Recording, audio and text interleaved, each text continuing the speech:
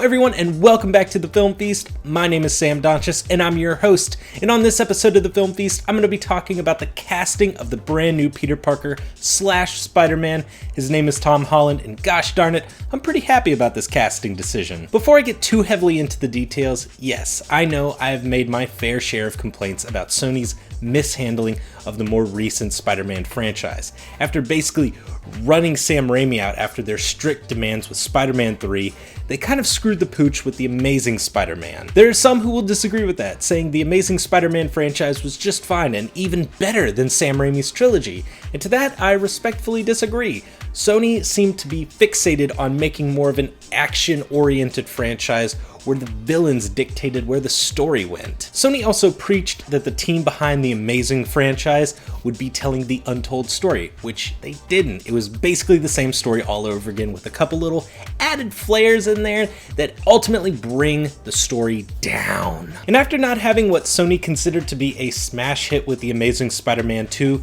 they decided that it was time for a change. A lot of weird stuff happened in the following months. They fast-tracked the Sinister Six movie. They delayed The Amazing Spider-Man 3, which caused most of the writing staff, including Roberto Orci, to quit. And then they leaked a whole bunch of dumb spin-off Spider-Man movie ideas, none of which clicked with anybody. And then, like a mercy kill from movie god himself, Sony was hacked, placing them under the weight of basically every other major movie studio out there. I was convinced that Sony Pictures was done after this, that they were going to close their doors and sell off the Spider-Man franchise to the next highest bidder.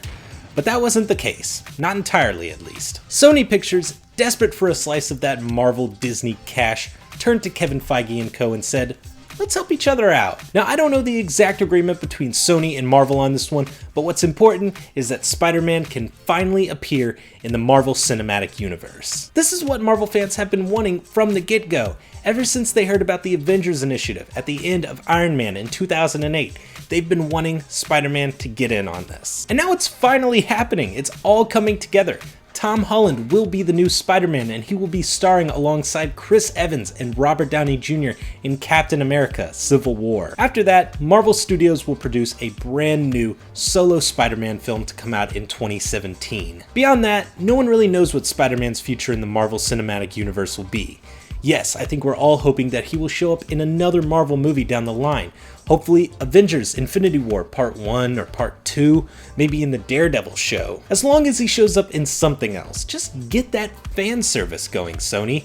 Yeah, you still own the rights to the character and you're just loaning him out to Marvel Studios. That's fine. You can keep him, as long as you share him. Sony still has some interesting stuff going on with Spider-Man in their near future. Phil Lord and Chris Miller will be writing an animated Spider-Man movie that will be coming out in 2018. But enough of that. I want to get to this episode's main topic: Tom Holland and Marvel's Spider-Man. For Marvel Studios' Peter Parker, they wanted to cast young, and one of the first names that came out of the gate was Logan Lerman.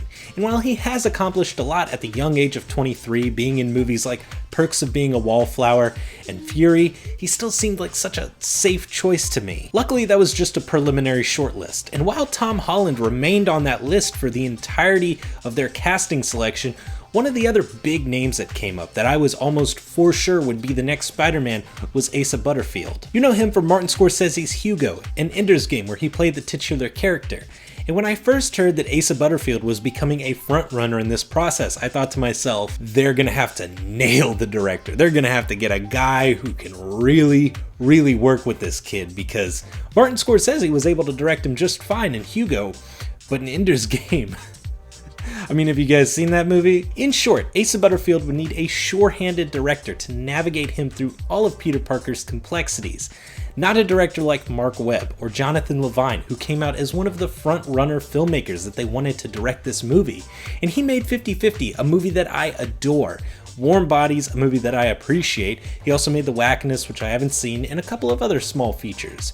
But he's not an action director. Butterfield was hailed as a favorite amongst the producers, but something must have gone wrong because they dropped him like a ton of bricks. And shortly after, Tom Holland was chosen as the new Peter Parker Spider-Man. Now, if you don't know anything about Tom Holland, I don't blame you. He hasn't been in much. He's still a very fresh-faced actor.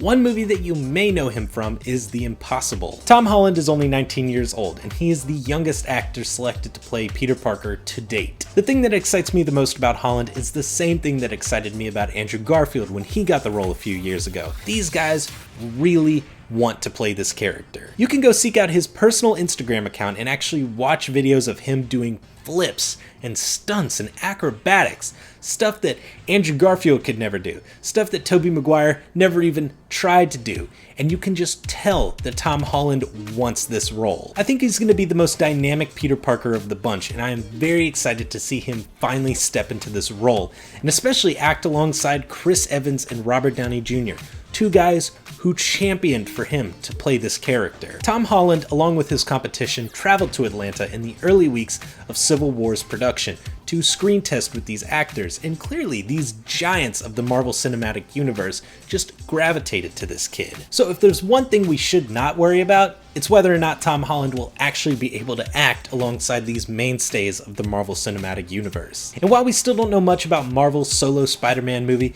Kevin Feige has somewhat broken his silence, saying that he kind of wants to vibe off of John Hughes' style when tackling this movie's subject matter. He seems to be very interested in Peter Parker's soap opera personal life, and that's something that we've never really seen tackled in any of these movies before. Sam Raimi did it best, but even still there was a lot left to be desired there. Maybe we'll explore some side characters, and maybe, just maybe, we'll get a villain that makes a difference. It's a little too early to say, but I want to talk about the director who's helming this solo Spider-Man movie. His name is Jon Watts. He was announced at the same time that Tom Holland was.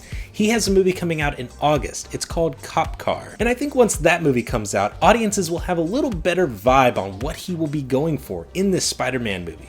If you haven't checked the trailer out, it's available on YouTube and a few other websites. You should watch it. It looks really intriguing. More than anything, I think it kind of goes in line with the type of movie that this new Spider-Man film will be. No, it's not a big budget superhero movie. It's about two kids stealing a cop car. But I think that his ability to work with young actors is going to help him immensely. But I want to know what you all think. I can tell you I'm excited until my face is blue, but it's not going to mean anything unless you guys are as excited as I am. I want to be compelled by Spider-Man again. I want to be as invested with the action as I am with the character of Peter Parker. And that's just not going to happen if the movie doesn't have a heart. Thank you guys so much for watching. Like The Film Feast on Facebook. Follow me on Twitter at The Film Feast, and I also have a Letterboxd account where you can actually follow the movies I watch and read my little mini reviews. And if you like the content on this channel, please consider subscribing. It would mean a lot to me. Other than that, thank you again for watching, and I'll see you next time. Jurassic World takes place 22 years after the events of the first movie, and here we see a park that is finally open, functioning, taking in thousands of guests every day with numerous attractions with real live dinosaurs. Now, in my opinion, that should be enough to get your ass in the seat, but for better or worse, Jurassic World has a lot of things to say. He's a visually compelling director. I don't hate the guy, but he has no eye for narrative flow. None at all, but he knows how to make a beautiful film. Tron Legacy and Oblivion are evidence of that. Do I think that there's another director out there who could have brought us back to the grid in a more visually compelling way than Joseph Kosinski? Maybe. Do I think there's a director out there who could have brought us back into the Tron universe in a more narratively compelling way than Joseph Kosinski? Abso-freaking-lutely. But the bottom line is that Joseph Kosinski isn't the reason Disney backed out of this sequel. There are a myriad of reasons, but the main one is that Tomorrowland tanked.